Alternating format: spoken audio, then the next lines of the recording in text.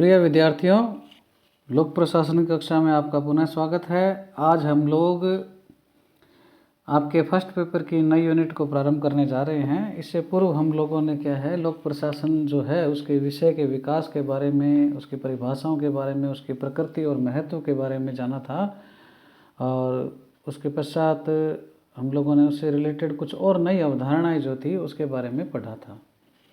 आज हम जो संगठन है, ऑर्गेनाइजेशन जो हैं, उससे संबंधित कुछ विचारधाराएं या जिनको हम उपागम कहें या सिद्धांत कहें उसके बारे में पढ़ेंगे। तो आपके पाठ्यक्रम में क्या है, एक तो क्लासिकल थ्योरी है, वैज्ञानिक प्रबंध का सिद्धांत है और मानव संबंध विचारधारा जो है, ह्यूमन रिलेशन अप्रोच जो है वो है, और नौकरशाही की जो विचारधारा है ये आपके पाठ्यक्रम में है। तो आज हम सबसे पहले क्या है, संगठन का जो ये शास्त्रीय, प्रशासकीय या यांत्रिक सिद्धांत या उपागम जो कहें उसके बारे में हम पढ़ते हैं।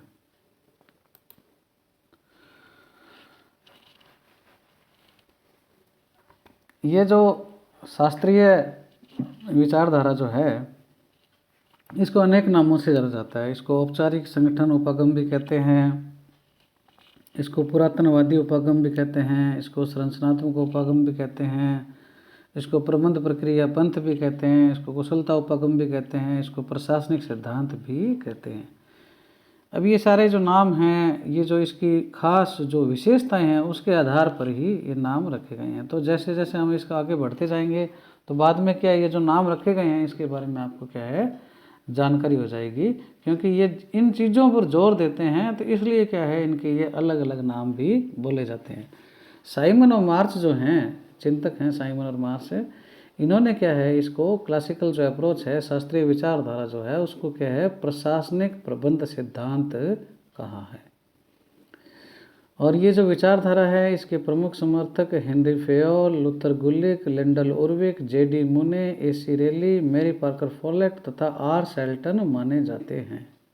तो ये इसको क्या है, इस विचारधारा का ये चिंतक क्या है, समर्थन करते हैं।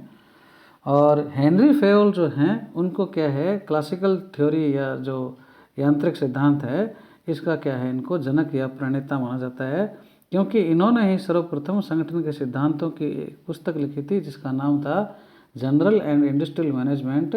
उसमें क्या है, संगठन के सिद्धांतों को क्या है, इन्होंने उजागर किया था। अब हम थोड़ा देखते हैं कि ये जो उपागम है ये क्या है, कुछ मान्यताओं पर क्या है, जोर देता है। एक तो क्या है कि ये जो उपागम है इसके जो समर्थक हैं वो क्या है, संगठन की संरचना पर ज़्यादा बल देते हैं, यानी स्ट्रक्चर या ढांचा जो है कि किस प्रकार से क्या है एक संगठन को तैयार किया जाए, उसमें क्या क्या कौन कौन से अंग शामिल हो, उस पर ये क्या है, संरचना पर जोर देता है। यानी इसकी मान्यता है कि संगठन की जो सारी समस्याएँ हैं वो कि इसकी संरचना से जन्म लेती है।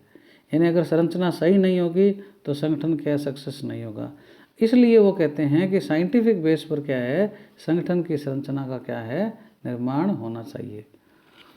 और इसके बाद में दूसरी मान्यता है कि संगठन के कुछ निश्चित सिद्धांत भी होने चाहिए, कुछ थ्योरियाँ होनी चाहिए जिस पर क्या है वो काम का तरीका निश्चित किया जा सके, और जो संरचना है वो भी क्या है, उसको क्या है, निश्चित सिद्धांतों पर क्या बनाया जा सके।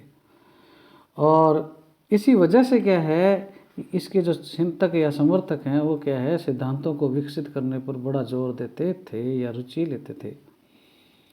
तीसरी इसकी विशेषता या मान्यता जो है वो है कि ये कहते हैं कि निश्चित जो सिद्धांत हैं, कुछ स्पेसिफिक सिद्धांत हैं, उनको हम अगर अपना लें तो किसी भी संगठन को ज़्यादा से ज़्यादा कुशल और मितव्ययी बना सकते हैं। यानी कम संसाधनों से क्या है, वो ज़्यादा से ज़्यादा काम करेगा। और यह उपागम प्रशासन को एक तकनीकी समस्या मानता है और उसका सारा जो ध्यान है वो कुशलता पर केंद्रित रहता है। इसी वजह से क्या है, इसके क्या है, देखो सिद्धांतों पर जोर देते हैं तो इसलिए क्या है, इसका नाम हम लोग इसका अलग नाम रख दिया था कि इसको क्या है, प्रशासनिक सिद्धांत कहते हैं। हम लोगों ने अभी पीछे पढ़ा था ना अलग अलग नाम, तो यहाँ से देखो सिद्धांतों पर जोर देने से इनको प्रशासनिक सिद्धांत कहते हैं, कुशलता पर जोर देने के कारण क्या है, इसको कुशलता उपागम कहते हैं, संरचना पर जोर देता है इसलिए इसको क्या, संरचनात्मक उपागम कहते हैं। तो ये क्या, अब आपको जैसे जो नाम पूर्व में थे वो इसकी जो विशेषताएं या मान्यताएं हैं उससे क्या है स्पष्ट होते जाएंगे, क्योंकि इन चीज़ों पर ये जोर देते थे, इसलिए इसका ऐसे अलग अलग नाम पड़ गए। अगला जो विशेषता या मान्यता है वो है कि यांत्रिक उपागम के समर्थक कहते हैं कि लोक प्रशासन और निजी प्रशासन में कोई अंतर नहीं है। हम लोग पहले पढ़ चुके हैं लोक प्रशासन और निजी प्रशासन में अंतर, तो उसमें से हम लोगों ने पढ़ा था कि कुछ चिंतक क्या है कोई अंतर नहीं मानते, कुछ चिंतक क्या है अंतर मानते हैं। तो जो कोई अंतर नहीं मानते वो क्या हैं, क्लासिकल अप्रोच के या शास्त्रीय विचारधारा के चिंतक हैं। वो कहते हैं कि सारे प्रशासन एक जैसे हैं, चाहे सरकारी हो संगठन या गैर सरकारी संगठन हो, कोई अंतर नहीं है, ठीक है ना। बल्कि मेन समस्या वो कहते हैं संगठन में क्या है, कुशलता है। यदि कुशल संगठन नहीं है, एफिशिएंट नहीं है, तो उसको दूर करो, मुख्य समस्या कुशलता है। इसलिए ज़्यादा से ज़्यादा कुशलता और मितव्ययता पर ध्यान दो, ये इनका नारा था, कुशलता और मितव्ययता। तो ये 4 हम लोगों ने इसकी मान्यताएं पढ़ी। इसके अलावा और भी मान्यताएं हैं वो देखते हैं। अगली मान्यता है कि यह उपागम क्या है, संगठन में कार्यरत कार्मिकों और जिम्मेदारियों को क्या है अलग रूप से आंकता है। यानी काम तो मानव के द्वारा करवाया जाता है, तो मानव की जो भावनाएं हैं, उनके मूल्य हैं, उनके विश्वास हैं, या उसकी जो मनोवैज्ञानिक सोच है, उसका सामाजिक जो ढांचा है, उसका कोई उससे काम से लेना देना नहीं है। ये कहने का भाव ये है कि ये कर्मचारी जो है, काम करने वाला जो आदमी है, उसको एक मशीन के रूप में दिखता है। जैसे मशीन क्या है, बिना कोई भावनात्मक लगाव के काम करती है, उसी प्रकार क्या है इंसान को काम करना चाहिए। तो इस प्रकार से कर्मचारी और उसका काम दोनों अलग अलग चीज़ हैं। अगली जो मान्यता है इसकी वो है कि कानून है, नियम है, प्रक्रिया है, ढांचा है और कंट्रोलिंग का जो सिस्टम है वो क्या है प्रशासन में निर्णायक भूमिका निभाते हैं। इस पर क्या ये ज़्यादा जोर देते हैं। नियम, कायदे, सिद्धांत, कंट्रोल, संरचना, इन पर जोर है इनका। अगली जो मान्यता और विशेषता है, संगठन और इसकी विभिन्न इकाइयों के मध्य क्या है, ज़्यादा से ज़्यादा समन्वय स्थापित होना चाहिए, कोऑर्डिनेशन होना चाहिए। ये भी क्या है, इसको ये महत्वपूर्ण मानता है। इसके अगली विशेषता है वो है कि प्रत्येक प्रशासनिक संगठन का एक औपचारिक ढांचा होता है। औपचारिक का मतलब ये वो निश्चित नियमों से बंधा हुआ, उसको एक बिल्कुल बाकायदा लिखित में लिया जाता है। तो वो चीज़ें क्या होती है, औपचारिक होती है, फॉर्मल होती है।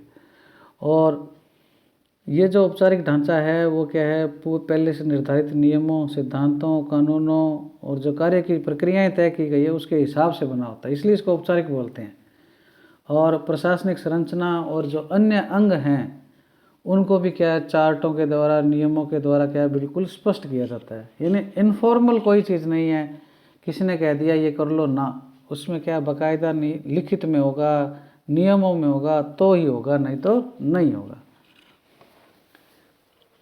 अगली जो मान्यता और विशेषता है वो है कि यह क्या है, संगठन के कार्यकरण, संरचना और सिद्धांतों के बाह्य वातावरण और आंतरिक स्तर पर मानवीय व्यवहार क्या है उसको क्या है अलग अलग दिखता है। यानी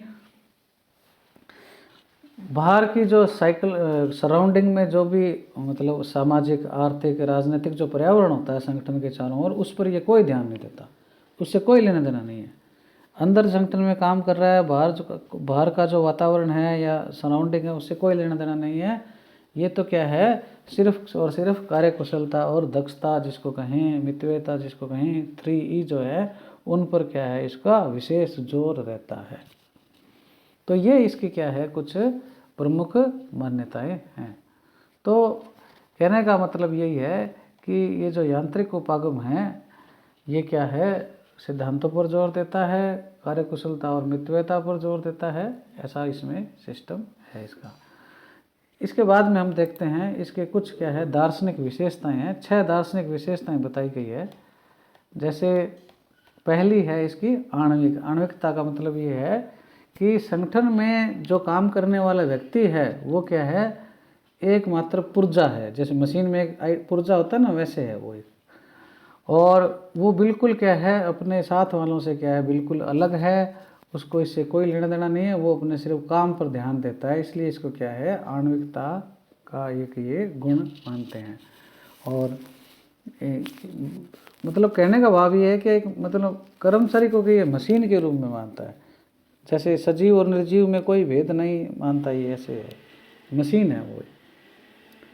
दूसरी इसकी दार्शनिक मान्यता या विशेषता है वो है यांत्रिक। यांत्रिक का मतलब ये है कि यांत्रिक का मतलब मैकेनिज्म, मशीन के रूप में, यानी संगठन क्या है, एक मशीन है, और कर्मचारी क्या है, उसका एक पुर्जा है।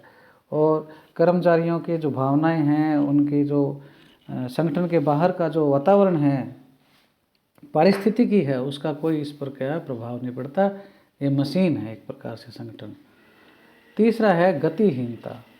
गतिहीनता का मतलब ये है कि ये गतिशील नहीं है, अर्थात ये परंपरागत दृष्टिकोण है, ये ट्रेडिशनल अप्रोच है, और संगठन को क्या है, जीवंत नहीं मानता है। हालांकि उसमें जीवित लोग काम करते हैं, लेकिन ये उसको क्या है, एक मशीन या जड़ के रूप में देखता है। चौथा है इसकी दार्शनिक मान्यता है स्वैच्छिक। इसका मतलब ये है कि संगठन में जो काम करने वाले कर्मचारी हैं वो क्या है, अपनी इच्छा से आए हैं, उनका उनके साथियों से कोई लेना देना नहीं है, और वो क्या है, सामाजिक नियंत्रण से क्या है, मुक्त हैं। पांचवी जो दार्शनिक मान्यता है वो है तार्किकता। इसका मतलब ये है कि संगठन है उसमें क्या है, विवेक सम्मत ढंग या सैद्धांतिक रीति से क्या है, कार्य होना चाहिए, यानी ऐसे तुकबाजी नहीं होनी चाहिए, सिस्टम होना चाहिए, वैज्ञानिक आधार होना चाहिए, निश्चित आधार होना चाहिए काम का। तो उसको पर क्या है, ये तार्किकता पर जोर देता है।